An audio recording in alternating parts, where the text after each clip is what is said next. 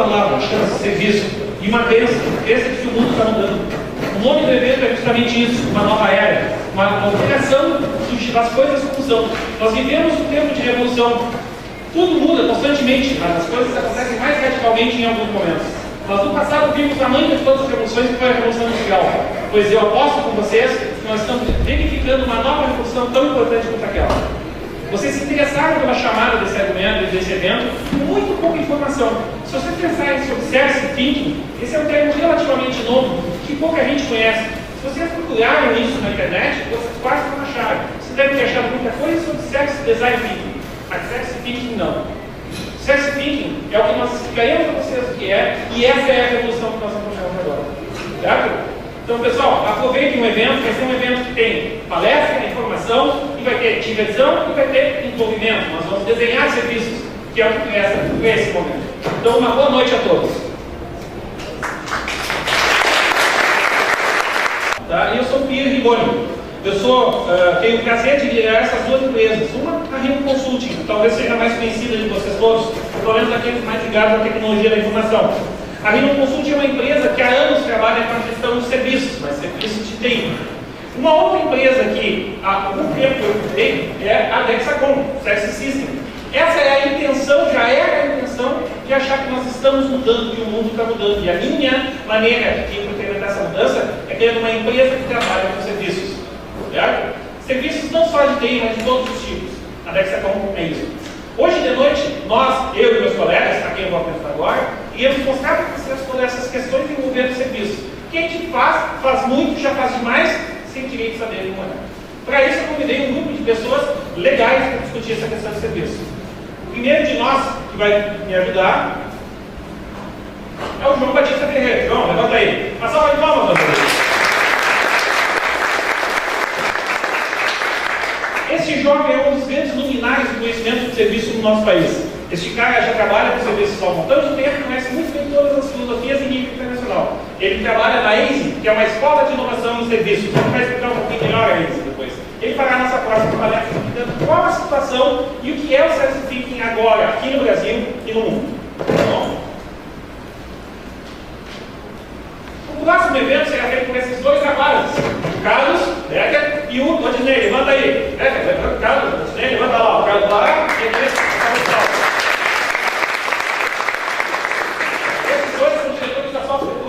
Uma empresa envolvida com a manipulação e gerenciamento de processos orientados a serviços, muitas vezes suportados por serviços do TI. Vamos dar uma visão bem prática do que é serviço e como a gente automatiza o processo. Tem o Thiago Pacheco, meu amigo, levanta aí, onde é que ele está? Aqui. Levanta aí. Eu quero mostrar na noite de hoje como uma ferramenta pode automatizar os processos de gerenciamento dos serviços. Uma ferramenta free chamada TRS. Tá?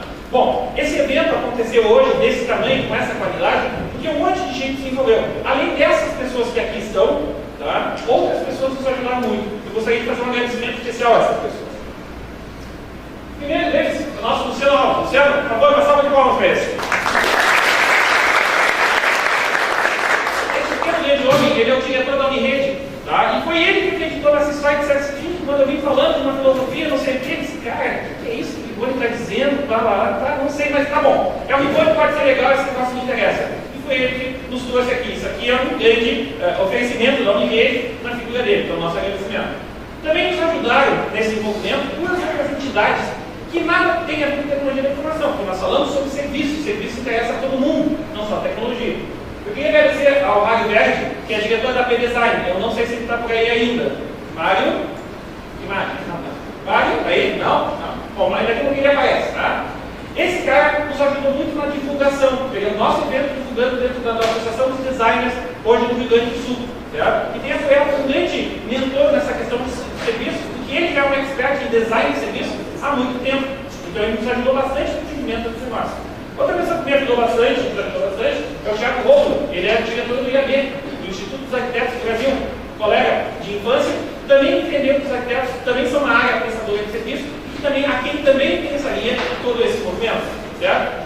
Não sendo suficiente, ele pedir ajuda às entidades acadêmicas. O pessoal da PUC, eu queria agradecer aí o pessoal que fez a divulgação junto aos cursos de pós-graduação da FACES, da Faculdade de Economia, ao pessoal da Unicinos, principalmente na figura do Além, que nos ajudou a fazer a divulgação para dentro da incubadora, e o pessoal da SPM, o professor Dietrich, que nos fez o favor de fazer uma divulgação dentro da incubadora e dentro da pós-graduação. São essas pessoas que, de alguma forma, nos ajudaram a ter esse serviço que nós vamos prestar a vocês, que nos ajudaram a criar os sistemas de serviço que nós estávamos agora há pouco fechando ali em campo, para apresentar para vocês resultados, valores. Certo? Então são essa gente que vão fazer o evento de hoje de noite de vocês. Tá bom? Então vamos direto ao primeiro assunto.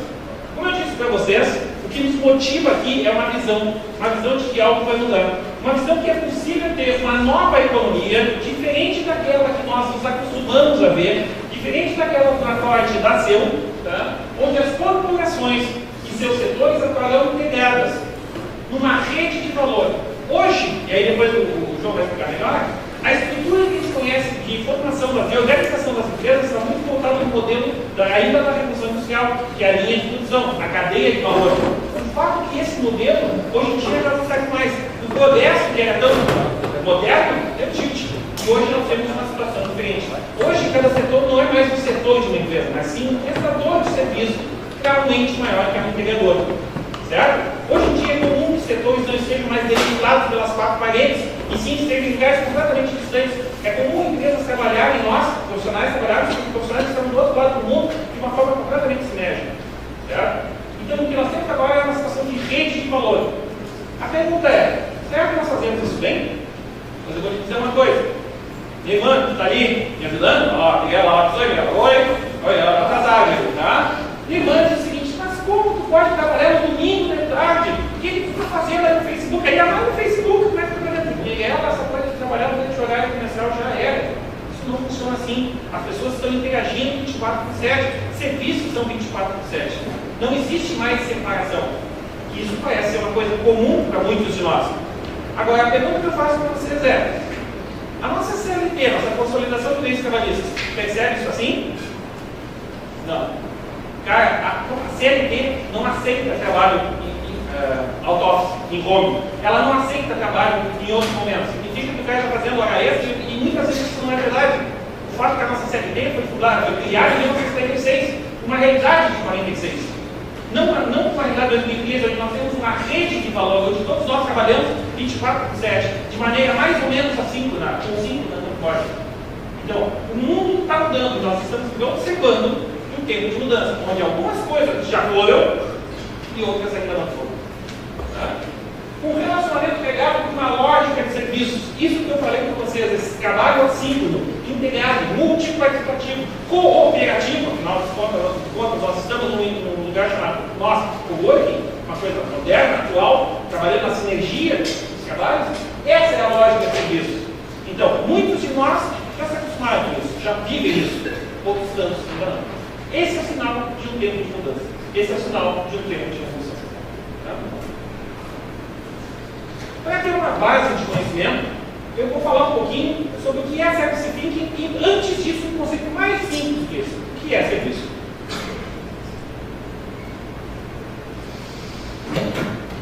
E agora? Alguém me dá uma definição de serviço aí? O que é um serviço?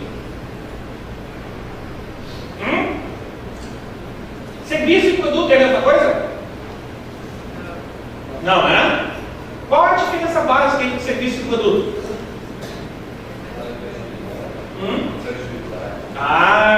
Muito bem, tangibilidade. Cara, o produto é normalmente as coisas que eu consigo chutar, xingar, tropeçar, ou seja, eu consigo acumular e contar. Tá? Produtos, na nossa definição, são coisas tangíveis, materiais, que elas existem, elas ocupam espaço, podem ser contadas e estocadas. Serviço não é assim, né? Serviço tu não consegue tangibilizar. Tu consegue perceber, mas tangibilizar, ou tu não consegue somar, tu não consegue guardar. Uma característica básica do serviço é o seguinte: ele é imaterial, ele é a prestação de um serviço de um provedor a um recebedor. E nem sempre tu consegue identificar ele claramente. Tá? Então, serviço começa com essa definição. Incrivelmente, nós já temos serviço há muitos anos, certo? Desde que os homens começaram a morar, que tinha um xamã que fazia serviços de médico e de orientação espiritual, nós temos serviço, certo? Mas, incrivelmente, ninguém conseguiu chegar numa definição clara e coerente. Por quê? Porque muitas vezes os serviços se valem de produtos. E tu não sabe bem a definição ou a fronteira entre um e outro.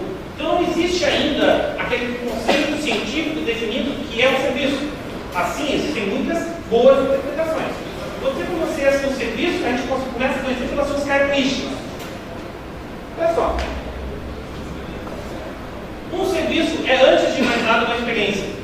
Se existe um serviço, tem alguém que está provendo e alguém que está recebendo. Esse cara que está recebendo, ele se vê beneficiado pelo trabalho de quem está provendo. Então, isso significa que ele participa.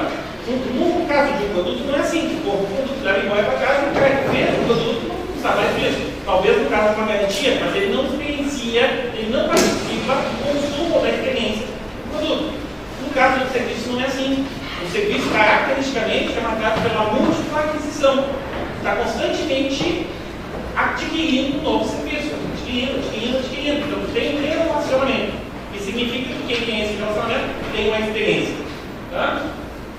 E para quem vai ter essa experiência? Olha, todo serviço tem um valor. Esse valor é dado pelas características do serviço. Para que ele serve, quais são as características que ele faz, quanta garantia esse cara dá, quanta utilidade esse cara tem, quais são as características dele. Esse é o valor do serviço. Uma outra coisa diferente é este valor interpretado pelo usuário, para aquele que experienciou. Isso significa que o usuário tem uma certa utilidade para ele. Então, cara, um serviço é algo imaterial onde um provedor presta um serviço ou presta um valor para o recebedor, esse cara experiencia isso e ele consegue dar uma utilidade. Ou seja, o valor gerado no serviço tem que ter uma utilidade. Certo? Essa é a melhor maneira que a gente define um serviço. Algo imaterial que tem valor e utilidade. Tá? Por outro lado, tem algumas características desse serviço. Em primeiro lugar, vocês mesmos disseram, cara, ao contrário dos produtos, como as cadeiras, as mesas, o serviço é intangível. Certo? Pense o seguinte, como a gente pode tangibilizar um serviço, sei lá, de telefonia? A gente não consegue dizer e contar, pode contar os tempos de utilização desse negócio, mas o serviço em si, a gente não consegue ver. Mas ele é evidenciável. Sabe o que quer dizer evidenciável? Que embora ele seja intangível, eu percebo ele. E eu consigo perceber, inclusive, a ausência dele. Basta interromper o serviço e tu vê a insatisfação. Então, o serviço normalmente é evidenciável, ele deixa traços de quem ocorreu. Serviço não é estocado. É o caso, por exemplo, dessas lâmpadas que estão aqui. Se nós estamos tendo uma lâmpada iluminando aqui, significa que em algum lugar do planeta, um litro d'água está passando em algum gerador para chegar a esse negócio. E não tem maneira de estocar a eletricidade. Então, ele é consumido diretamente ao ser produzido. Por isso que a gente diz que ele é perecível, altamente perecível. Não é estocável. Certo? E isso significa que, para garantir que o usuário vai ter experiência, o provedor vai ter que estar sempre produzindo esse serviço. Tá bom? Então, um highlight muito rápido, a gente poderia passar horas e horas e horas, muito show, discutindo o que é um serviço. Existem várias definições.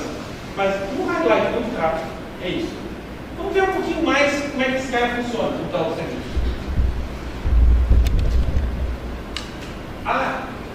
Não menos importante, cara, o serviço é uma experiência. Significa que de um lado tem alguém produzindo, do outro lado tem alguém consumindo. Esse alguém é alguém humano. Então, uma boa prática, uma boa característica do serviço é que ele seja orientado ao ser humano. Como a gente costuma dizer, ele precisa ser user-centered, centrado no usuário. Isso pode parecer óbvio, mas não é. Nós encontramos um sem número de serviços hoje em dia que não são formatados para os usuários, eles são formatados para o fornecedor. Certo? Me dê um exemplo de um serviço ruim que vocês experimentaram nos últimos dias. Qualquer um? Internet. Olha, veja, justamente do lado do provedor, a internet é um assunto interessante. Muitas vezes a internet não tem a velocidade que a gente precisa sequer que a gente comprou, né? Tu vai lá e compra um X, vai te dar ele te diz que dá aquele negócio para você dar. Por que isso acontece? Porque eles trabalham com uma lógica dizendo o seguinte, olha, se eu tiver tantos usuários utilizando em tal período, ele vai dar esse percentual. Mas o que acontece é que eles medem isso com um número mínimo de usuários. Eles medem fora da faixa. Então o que acontece é que na medida que a gente vai utilizando, eles têm picos. E quando está nesse pico, aí então a internet passa a ser ruim. É um serviço que foi formatado com uma média de valor, uma média de custo, e pelo lado de quem está provendo, não pelo lado de quem está recebendo. um exemplo. Cara, quem é que ligou ultimamente aí para qualquer operador de telefonia para pedir alguma coisa? Alguém ligou ou não? Está desistindo? É isso? Esse é o exemplo tá, de um serviço formatado para o fornecedor, não para o usuário. 40 minutos ouvindo a maldita musiquinha na Vivo, para alguém te atender, se é que tem essa paciência, e encontrar uma URA que 9 níveis, se tu é isso, tu é aquilo, você é conseguido, para depois chegar numa ponta e alguém te perguntar a mesma coisa. Tudo, você faz exatamente a mesma coisa. Aí ele dizer que não é com ele, é com outro colega, que vai te perguntar a mesma coisa. Esse não é um serviço formado para pessoas. Não é formado para o usuário. Você comprado comigo, tanto que chegou a um tipo de reclamação muito grande no ano passado, se não me engano, e o governo começou a interagir, dizendo que as ligações não poderiam ser maiores, isso e aquilo. Não parece que funcionou, mas tem que tentar. Tá bom? Então, serviços têm que ser, por boa parte, formatados no ser humano. Tem que ser antropomórficos, como a gente costuma dizer. Porque é o ser humano que consome isso.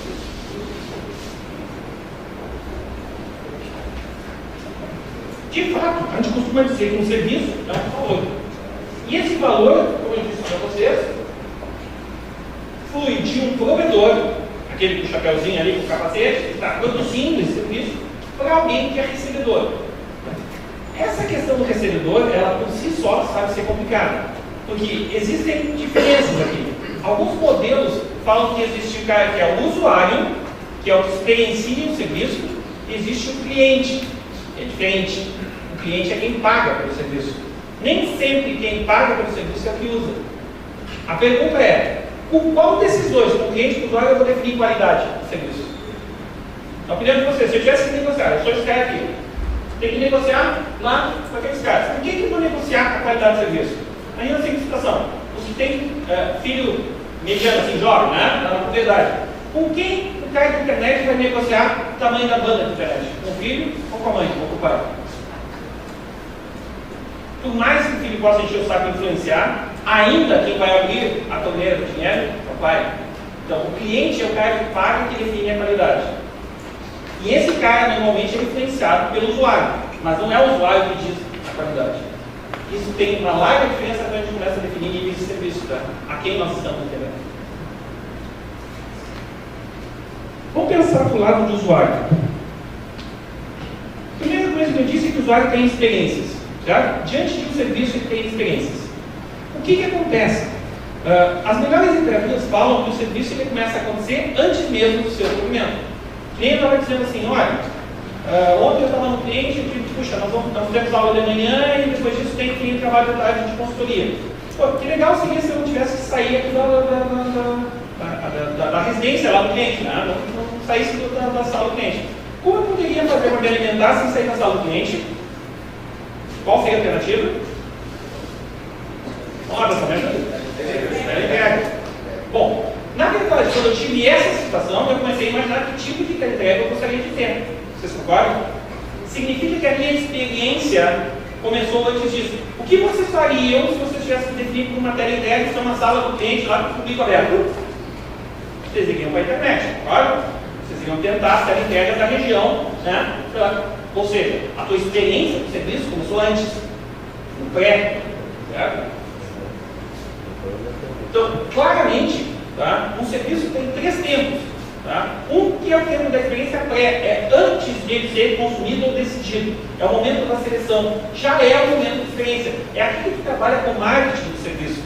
Certo? A intenção é amealhar ou fazer acontecer um serviço que seja interessante, sedutor, né? E que possa ser inclusive recomendado. Isso acontece antes de ele usar, não é durante.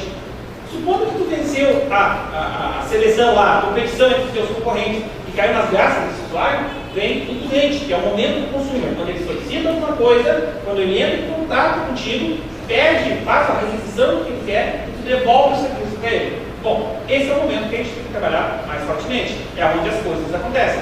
Pode existir momentos bons aí no meio, experiências boas ou experiências ruins. O que acontece quando a experiência é ruim? O que eu faço com isso? Como é que eu trato os incidentes de fornecimento? Essa é uma coisa importante. E a última coisa que tem é, passar desse momento, fica uma memória. A gente deseja que o serviço seja tão bom que possa ser recomendado. Então existe um pós-consumo, que é a experiência que tu deixou, a memória que tu deixou naquele momento. Pensar em serviço significa pensar no usuário, claramente, human-centered, né? User-centered, e pensar nesses 3 elementos de um serviço. Será que a gente tem realmente essa preocupação? Pois eu apostaria que não. Hoje alguém me perguntou, mas será que as empresas não estão pensando em serviço? Olha, talvez algumas, as maiores, sim. Mas isso aqui não são todas. Muita gente só se preocupa com o cliente. Esquece o antes e o pós. Esse é um ponto importante. Bom, o fato de o serviço é uma experiência e ele é co-participativa. A gente costuma dizer que é um esporte coletivo. Tá? Tem certo. Então o que acontece é que ele precisa ter interações. O serviço precisa ter interações entre o usuário e o fornecedor. É colaborativo. Tá? Esse significa que pode listar e mapear as experiências e os contatos. Isso forma um tipo de documento, um tipo de artefato, quando a gente está fazendo design de serviço, chamado User Journey Map, que é justamente mapear as interações que o usuário vai ter com esse serviço. E mais. Além disso, o serviço tem que ter evidências, por mais que ele seja intangível, ele tem que deixar amostras de que ele aconteceu, satisfação, otimização, retorno, compra, qualquer coisa dessas. Cada serviço tem o seu conjunto de evidências. E, cara, todo serviço tem um conjunto de qualidade. Uma característica básica do serviço é, ele tem qualidade, e sabe o que é melhor? Ele pode ser mensurado. Se eu posso mensurar, eu posso gerenciar. Certo? Então, cara, qualidade é uma coisa mensurável do serviço. A questão é, que tipo de ferramenta eu uso para medir qualidade de serviço? Os SLAs. Já ouviram falar nesse termo? Service Level Agreement? Acordo de nível de serviço? Pois bem, esta é o formato e a maneira de a gente medir qualidade e controlar a qualidade de serviço. Tá bom? Isso do lado do recebedor. Vamos dar uma olhada do lado do provedor. Cara, do lado do provedor, a primeira coisa que a gente começa a pensar é estratégia de serviço. Qual modelo de serviço eu vou usar? Que público eu vou começar a atender? Olha, essa pergunta de público eu vou começar a atender define o serviço, tá? A característica do meu serviço é que ele tem que ser o mais próximo possível do gosto do meu cliente. A questão é que o meu cliente quer serviços individualizados. E eu não posso ter um serviço para cada tipo de cliente. Provavelmente não vai ser viável fazer uma coisa dessa. Então eu tenho que, de alguma forma, resolver o paradoxo de muita especialização ou muita generalização. Se o serviço for genérico demais, eu caio no desgosto, no desagrado do meu cliente. Se ele for específico demais, eu caio na dificuldade de controlar. Essa é uma discussão extremamente interessante. Então, a primeira estratégia é, cara, quem eu vou atender? Todo mundo não dá. Tá? A segunda coisa que ele tem que fazer é criar uma maneira de produzir o serviço. Quando era uma indústria, quando era uma produção de produto, o que a gente tinha para produzir o produto era uma linha de produção, um conjunto organizado de máquinas, pessoas e processos. Certo? Bom, e o serviço? O serviço não é muito diferente. Ele tem um sistema que a gente chama de sistema de valor de como é que ele se produz. Esse nome é dado do sistema de serviço. Que, em última análise, o que é o conjunto de ativos organizados para criar esse novo serviço. As literaturas dizem o seguinte: são 4 tipos de ativos que a gente conjuga para criar um serviço. Chama-se PPTP. Todo serviço é produzido por uma mistura de pessoas habilitadas, processos adequados para as pessoas, uma tecnologia de negócio, de suporte, seja ela qualquer tipo de informática ou tecnologia de negócio, e um conjunto de relacionamentos que eu tenho com outros provedores de serviço. Isso é uma rede de valor. Então, sempre que eu desenhar um novo serviço, caros amigos designers que aqui estão, ou que têm a aspiração de ser, vocês vão desenhar um serviço num certo momento dizendo essas 4 coisas.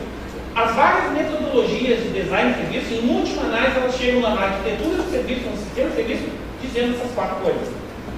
Certo? Quem, quando, como, por quê e com que ferramenta. Certo? O sócio se torna bastante importante quando a gente define que tipo de parceiro. Cada vez mais a gente está terceirizando coisas, e esses caras têm que estar engajados para a gente na entrega do serviço. Então, a mistura, o mix correto disso aqui, vai dar o sucesso ou fracasso do seu serviço. Tá bom? Mas, cara, ainda está faltando uma coisa. Se eu tenho um provedor que tem um sistema de serviço organizado de acordo com essa técnica de serviço, com um nicho de mercado de recebedores, que tem experiências boas durante os 3 momentos, e que tem interações com esse seu serviço, e evidências têm que ser criadas com uma qualidade aceitável, tem uma coisa que acontece entre o provedor e o recebedor, eu tenho uma parede, ou como a gente gostaria de dizer, uma interface. Tá? Todo serviço tem alguma maneira de fornecimento do serviço. Nas literaturas, esse negócio assume alguns nomes. São os catálogos de serviço que muitos provedores têm que ter, ou então, alguns lugares se chamam os access points, são os pontos de acesso. Mas a forma mais comum, o termo mais usual, é o touch points. Touch points.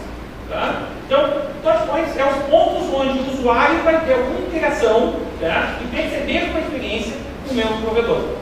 E quais são os principais touch points que a gente tem? São 3. O usuário entra em acesso, né? Faz acesso ao teu serviço, ou através de pessoas, uma relação ser humano, ou na relação com algum artefato, como um cash dispenser, ou então algum sistema, ou então uma interface web, ou alguma coisa assim, ou então em algum local físico, alguma instalação física. Esses 3 elementos são os normais touch points que a gente tem no serviço. Desenhar o serviço, meus amigos, significa fazer exatamente esse quadro aqui, que eu botei nos meus post-its, cada um representado. Quando vocês conseguem ver tudo isso aqui, tem o serviço desenhado. Isso é o que a gente chama de service state, o desenho do serviço, tá? O cenário do serviço. Tudo bem até aqui? Foi bem? Essa é a minha participação, pelo menos, como palestrante. Eu quero terminar falando com vocês o que diabos é esse service thinking. Service thinking. Bom, se nós estamos falando sobre serviços, se nós estamos falando sobre design de serviço, nós estamos falando sobre economia de serviço, o service thinking é justamente a idealização ou a filosofia que vai fazer essa mudança. É o ato de pensar em serviços, principalmente uma forma de pensar a economia baseada em serviços. Não é só isso, tá? Mas é uma forma de pensar a economia baseada em serviços. Uma mudança tão radical que ele está assistindo acontecer naturalmente, mas sem ninguém controlar. Os países já são, como eu disse, fortemente orientados a serviço. Nosso país, o João vai falar melhor sobre isso, é um país de serviço. Vocês lembram, lá, quando eram pequenininhos, estudaram no colégio, e disseram para vocês, o Brasil é o celeiro do mundo? Já ouviram esse termo, o Brasil é o celeiro do mundo? Porque a nossa vocação seria a produção de grãos para o resto do mundo, certo? Não é isso, deu errado a conclusão. Hoje, o país é um país de serviço. Tá? Então, já falou sobre isso.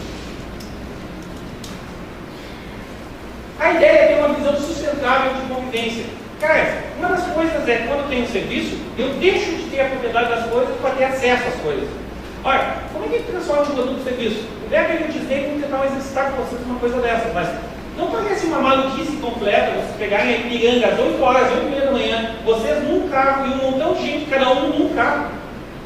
Parece ser uma loucura, claro? É um desperdício, além de ser bastante incômodo, porque é muito demorado, claro? Pois bem, pensando em serviço, eu não teria mais o carro, eu teria o serviço de transporte. Ah, sim, já ia estar nisso, não é ônibus? Não é. Porque a gente pode pensar em várias formas outras de transporte. Certo? A prova de que dá para pensar em novos serviços de transporte é as greves de ônibus, já viram? Cara, imediatamente quando tem uma greve de ônibus, surgem N outras maneiras de transporte. Caronas múltiplas, cara, o pessoal pega come para fazer transporte. Então o povo é muito criativo para fazer serviços. Então existem ainda muitas alternâncias. Certo? Talvez o serviço mais desejado seja o aluguel de carro, mas não o aluguel de um carro, que não ajuda nada, e sim um aluguel coletivo de carros. Certo? Imagina 6 ou 7 pessoas que vão de um certo ponto a outro, se marcam no mesmo horário, pega todo mundo no carro, deixa o carro lá e chega ao seu ponto final e deixa o carro lá. Existem alguns serviços já implementados, inclusive no escritório do Brasil, foi implementado na Europa, se não me engano, justamente falando sobre isso, um clube de carros, onde tu aluga um carro junto com outras pessoas para ir no teu lugar. Cara, por que isso é bom? Olha, simplesmente vai reduzir o número de carros. Cara, o que acontece se reduzir o número de carros? Toda vez que eu penso em carro, toda vez que eu penso em ter um carro ou ter qualquer coisa, significa que eu tiro da natureza um conjunto de recursos, transformo aquele conjunto de recursos e pego para mim, sendo meu que ninguém me usa. É isso? Não é essa ideia? Pois bem, cada vez que eu faço isso, eu prego a natureza. Se em vez de eu pegar para mim, eu dividisse e compartisse, eu pregaria ainda, mas muito menos. Então a ideia do service thinking é uma visão sustentável de consciência, tá? Disponível de confiança. O que mais? O service thinking é uma boa prática de humanização do serviço. Tentaremos erradicar os serviços que não servem para o ser humano, que ao contrário servem para o provedor. Esse é um mau serviço. Não utilizaremos, mataremos a míngua, esse tipo de coisa. Então, o CS Thinking tem um foco centrado no ser humano. Geração de valor e resultados. Cara, a ideia do CS Thinking é utilizar mecanismos inteligentes, científicos, modelos que a gente está criando a todos os momentos para gerar serviços melhores, mais eficazes e mais eficientes. Tá? Criação, interação e articulação das redes de valor. Esse é o principal problema. Nós ainda não nos acostumamos, no Brasil e no resto do mundo, a pensar de que eu tenho simplesmente uma rede de valor lá de pessoas que eu tenho que controlar. Certo? Outros provedores. Como é que eu controlo a qualidade do mundo? Como é que eu entrego o sistema de serviço do mundo?